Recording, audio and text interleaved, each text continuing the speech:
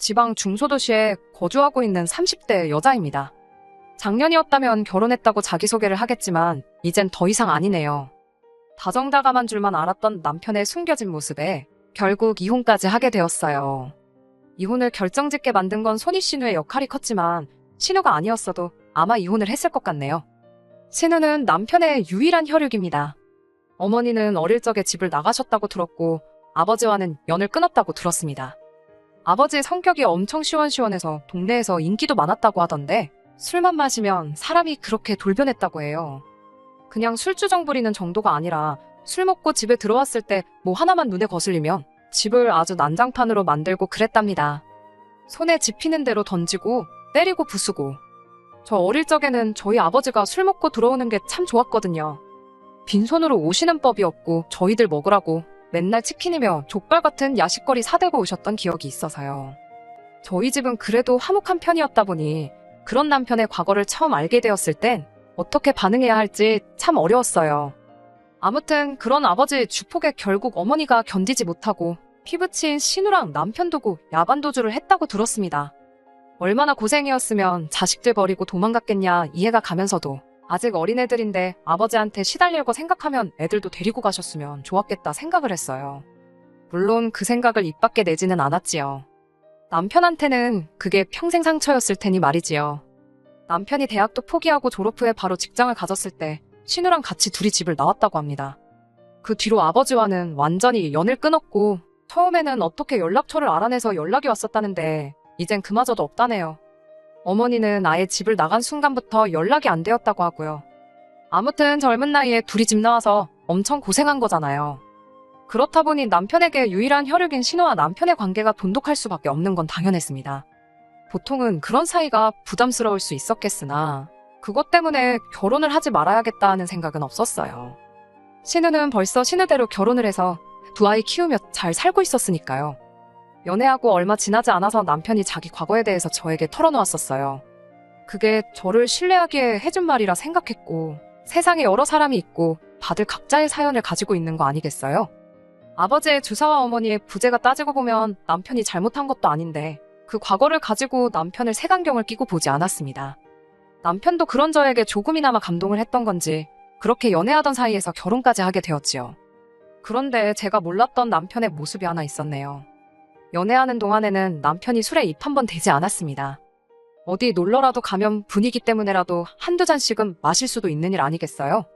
저도 주당은 아니지만 술은 어느 정도 즐기는 편이었거든요. 맛있는 음식에는 맛있는 술이 따라온다잖아요. 어디 괜찮은 거 먹으러 가면 취하지 않게 적당히 한두 잔 마시고 그랬어요. 하지만 남편은 정말 술이라고는 입에도 대지 않았어요.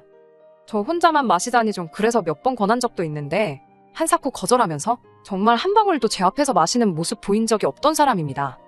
심지어 저희 부모님께 인사드리러 갔던 자리에서도 저희 아버지께서 권하는 술도 안 마셨던 사람이에요. 그렇다 보니 저는 저 나름대로 아버지랑 있던 과거 때문에 이 사람이 술을 안 마시는구나 하고 왜 안 마시냐 따져묻지도 않았네요.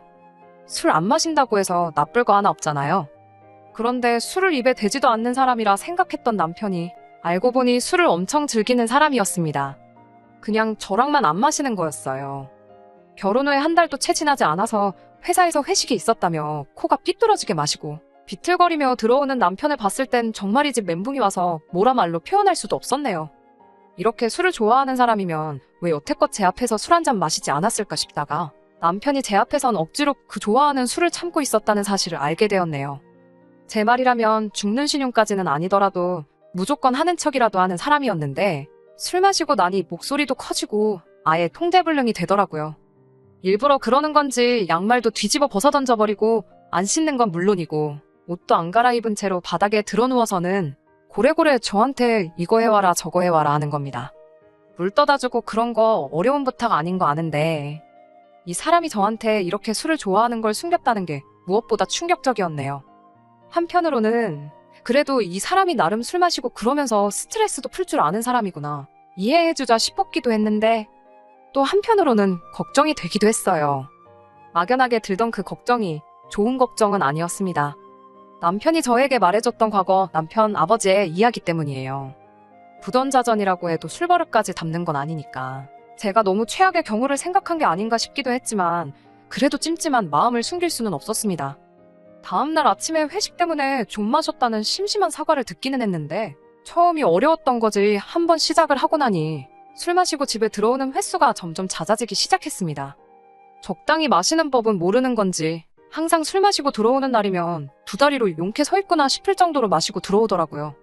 스트레스 푼다고 술 좀 마실 수 있지 하고 좋게 좋게 넘어가려 했던 것도 이게 한 달에 두어 번씩 그러다 일주일에 한 번꼴로 그러다 심할 때는 이틀에 한 번꼴로 저렇게 술을 퍼마셔대니 좋은 이야기가 나올 수 없었습니다. 아침이면 술 깨서 미안하다 사과는 하지만 그때뿐이지 결국 며칠 지나고 나면 또 연락도 없이 술 마시고 들어오고를 반복하니 저도 짜증이 나더라고요. 술에만 취해서 들어온 사람한테 술 마시지 말라고 잔소리해봐야 뭐하냐 싶어 별말 안 하려 했는데 매일같이 연락도 없이 술 마시러 갔다가 늦게 오는 게 일상이 돼버리니 이대로 두면 안 되겠다 싶어서 한마디 할 수밖에 없었어요. 다른 말 하려던 것도 아니고 그냥 술 마시면 술 마시러 간다? 미리 연락이라도 주던가 하라고 한마디 했을 뿐인데 현은 술 때문에 꼬여가지고는 뭘 잘했다고 저한테 고래고래 소리를 치더라고요. 남자가 사회생활 잘하고 그러려면 술도 좀 마실 수 있는 거 모르냐고 하면서 잔소리 좀 하지 말라고 적반하장 나오는 겁니다. 순간 욱해서 저도 한마디 더 했어요. 사회생활은 뭔 니만 하냐고 맞벌이 하는 것도 모자라 내가 월급도 더 벌어오지 않느냐고요. 남편 벌이를 가지고 뭐라고 한마디 했더니 남편이 지금 말 다 했냐며 날 무시하는 거냐고 저를 어떻게 한 대 때릴 것처럼 주먹을 움켜쥐고 노려보더니 저를 휙 지나쳐서 방으로 들어가 버리는 겁니다. 혼자 화를 삭히고 더 커질 싸움을 피하기 위해 방에 들어간 거였다면 아마 지금도 꾸역꾸역 남편과 어떻게든 같이 살고 있을 거예요. 그런데 그게 아니라 방에 들어간 이유가 따로 있더군요. 방에 들어가서는 침대 위 이불이며 화장대 위에 올려져 있는 화장품이며 옷장 안에 옷까지 다 끄집어내더니 아주 난장판을 만들기 시작했습니다. 남편의 아버지를 본 적이 없지만 어머니까지 도망가게 만든 그 주사가 아마 그것과 똑같았을 거예요. 저도 방으로 따라 들어가서 지금 이게 뭐 하는 짓이냐고 그만하라고 한마디 했더니 남편이 네가 나에 대해서 뭘 안다고 그러냐며 내가 설마 그 돈 벌려고 이렇게 일을 하고 있겠냐고 소리를 치더라고요. 온 집안을 난장판으로 만드는데 저를 노려보는 눈빛부터가 평소랑 다른 것도 모자라 술까지 취해 있으니 괜히 제가 남편하고 맞불을 놓고 있어봤자 좋을 게 없겠다 싶었습니다. 그래서 결국 제가 자리를 피했어요. 더러워서 피한 것도 있지만 실제로 무슨 일이 일어날까 무서웠습니다. 밖에 나가서 찬바람을 쐬다 보니 남편이 했던 말이 생각이 나더라고요. 자기 월급에 대한 이야기 말입니다. 제가 애초에 남편의 벌이 가지고 아무 말도 안 했던 이유 중 하나가 바로 남편이 연애 중 저에게 털어놓았던 아픈 과거 이야기 때문입니다. 아버지랑은 절연을 했고 어머니는 생사조차 모른다고. 자기도 평범한 집에서 자랐으면 대학도 가고 더 좋은 회사도 취직했을 거라며 저에게 해줬던 그 과거 이야기가 남편에게는 말 못할 큰 상처라 생각했어요. 연애 중 결혼 이야기가 오가는 과정에서 남편 벌이가 저보다 적다는 걸 알게 되었을 때도 당황하지 않았고 그걸 가지고 따로 문제 삼은 적도 없었거든요. 그런데 남편이 자기가 그 돈 벌려고 그러겠냐는 그 말을 곰곰이 생각해보니 아무리 작은 회사라도 연차수가 그렇게 되는데 최저시급보다 조금 더 되는 월급을 받아오는 게 말이 안 된다는 생각이 들더군요. 이게 어떻게 돌아가는 상황인지 제 눈으로 확인해봐야겠다는 생각이 들어 그 길로 다시 집으로 돌아갔습니다. 지 술주정 때문에 아내가 새벽에 집 밖으로 뛰쳐나갔는데 이 인간은 잠이 오는 건지 엉망으로 만들어 놓은 방 안에서 바닥에 드러누워 쿨쿨 잘만 자고 있더군요. 부엌으로 가서 냉수 한 잔 떠와서 자고 있는 남편 얼굴에 확 부어버렸습니다. 남편이 어프프하면서 화들짝 잠에서 깨더군요. 잠 깨면서 술도 같이 깬 건지 그래도 제가 나가기 직전에 주정 부리며 난리치던 모습은 온데간데 없고 어안이 벙벙해서 상황 파악을 하고 있더라고요. 그런 남편 앞에다 두고 제가 월급 계좌 좀 봐야겠다고 한마디 했습니다. 남편 얼굴에 당황한 기색이 역력했어요. 예상한 대로 못 보여준다고 핸드폰부터 품 안에 꽉 쥐고 놓지를 않더군요. 프라이버시 중요하긴 하지만 그건 부부간에 신뢰가 있을 때겠지요. 안 보여주겠다면 난리법석을 떠는 꼴을 보니 역시나 들키면 안 될 굴인 게 있어서 저러는구나 확신이 생겼어요. 저도 호락호락 넘어가지 않았습니다. 안 보여주면 당장의 이혼이라고 내가 확인했을 때 정말 뒤가 구린 게 하나도 없다면 어떻게든 내가 마음이 풀릴 때까지 사과하고 술 먹고 들어오는 거 가지고도 아무 말 안 하겠다 강하게 나오니 결국 남편은 저를 이기지 못하고 핸드폰을 보여줬습니다. 역시나 계좌에 찍힌 입출금 내역을 보니 남편이 애초에 말한 월급보다 120만 원을 더 받고 있었네요.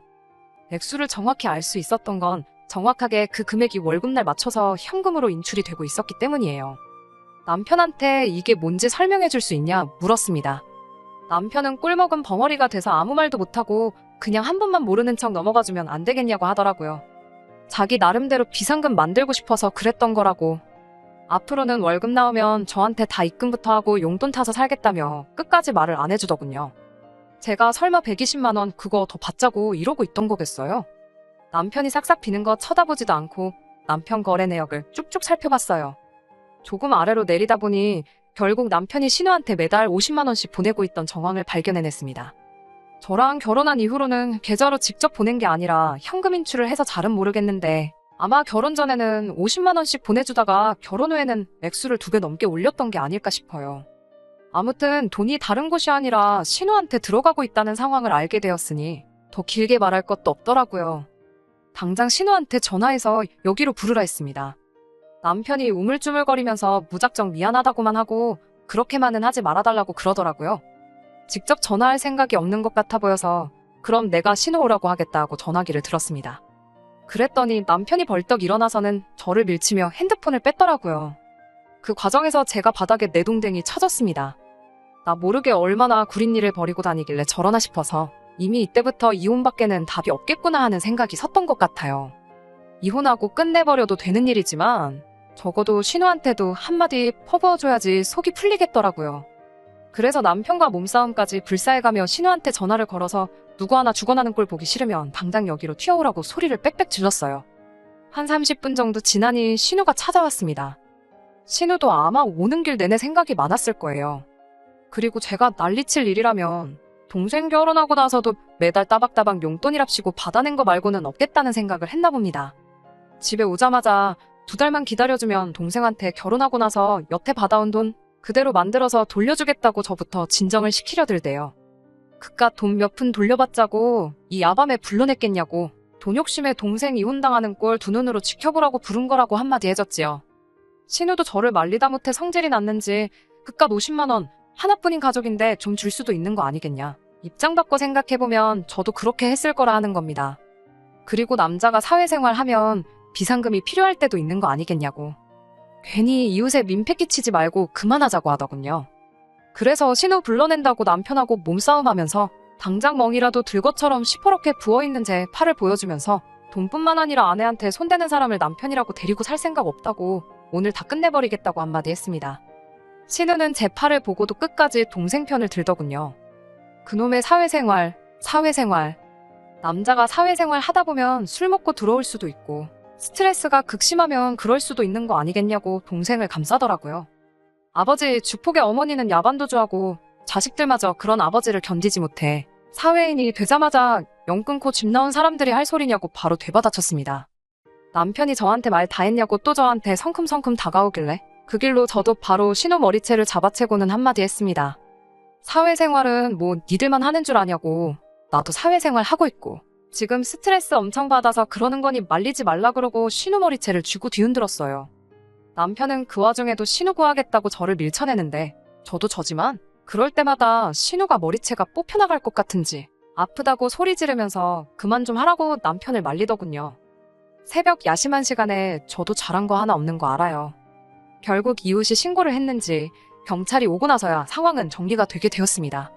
저도 많이 열받아 있는 상태긴 했는데 경찰분들도 상황 설명 듣더니 길게 말 안 하고 그냥 신우한테 남편 데리고 어디라도 가라고 하고 저는 야심한 밤인데 이웃들 생각해서 앞으로는 조심 좀 해달라고 주의받고 끝났네요.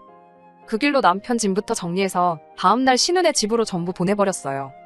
신우도 결혼에 애까지 있는 집인데 그 새벽에 동생까지 들이닥치고 날이 밝자마자 짐까지 받으니 그걸 어떻게 집에 설명할 방법이 없었는지 계속 저한테 연락해서 50만 원씩 9개월치에 한 달치 더 보태서 500만 원 만들어줄 테니까 이제 그만 남편 용서해주고 둘이 알콩달콩 잘 살라는 소리만 하더라고요. 매달 120만 원씩 현금 인출이 됐는데 거기서도 끝까지 50만 원밖에 안 받은 것처럼 잡아떼는 걸 보니 기가 차더군요. 그 돈이 필요해서 그런 거 아니고 빠른 시일 내로 이혼 서류 만들어서 보낼 테니 시간 끌지 말고 동생 설득해서 도장이나 찍어놓으라고 하고 말았습니다. 그리고 몇 달 전에 완전히 남편과는 법적으로도 쫑이 나게 되었네요. 이혼 과정에서 이래저래 스트레스가 많았는데 이제는 속이 다 후련합니다. 신우 말 맞다나 하나뿐인 혈육이나 마찬가지인데 누나한테 용돈하라고 돈 좀 보내주는 거 이해할 수 있어요. 신우도 결혼해서 가정 꾸리고 남편이 벌어주는 생활비로에 둘 키우며 잘 살고 있으면서 동생한테까지 매달 따박따박 돈을 받아간다는 게 도무지 제 머리로는 이해가 되지는 않지만, 그래도 남편이 저한테 결혼 전부터 솔직하게 말해줬다면 어떻게든 이해해보려고 노력했을 수도 있을 것 같습니다. 하지만 술은 다시 생각해볼 문제라고 생각해요. 일로 받는 스트레스, 당연히 술로 풀 수 있는 부분이지만 당장 술 때문에 어머니 도망가게 만든 아버지를 욕하고 결국엔 영까지 끄는 남편이었는데, 당장 자기 자신도 그런 아버지와 다를 게 없다는 걸 알고는 있을까요? 반성하며 사는 것까진 바라지 않지만 이제 두 번 다시 제 인생에 나타나주지 않았으면 하는 바람입니다. 끝까지 들어주셔서 감사합니다. 오늘의 사연은 여기까지입니다. 구독과 좋아요, 알람 설정 부탁드리고 더 좋은 사연으로 다시 찾아뵙겠습니다. 감사합니다.